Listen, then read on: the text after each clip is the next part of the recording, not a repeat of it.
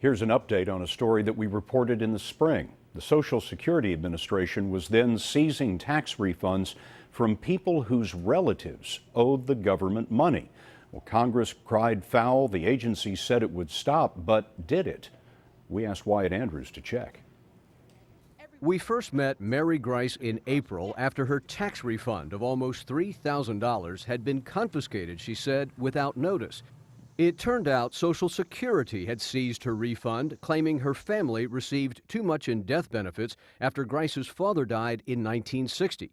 Grice was 5 years old at the time, says she never got a penny, and calls the loss of her refund an injustice. They feel that we're the government, we can do what we want, however we want, whenever we want, and it's so unfair.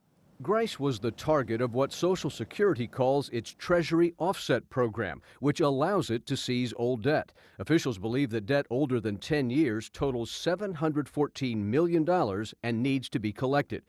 But when Grice's story went public, Social Security announced an immediate halt to further referrals on decades-old debt and said in a statement it would never try to collect the debt of a person's relative. We found several taxpayers who say Social Security is doing just that, taking refunds without evidence the debt is theirs. Here's what happened to Diana Vonderak of New Jersey.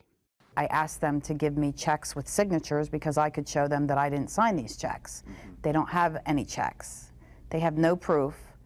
Social Security said in a statement, "We do provide documentation of the alleged overpayments." But John Jones of Maryland, who lost a $3,100 refund, saved a voicemail from a Social Security worker warning him not to expect any documents. There is no paper folder still existing for that case. As I said, it's usually after 7 years they're destroyed.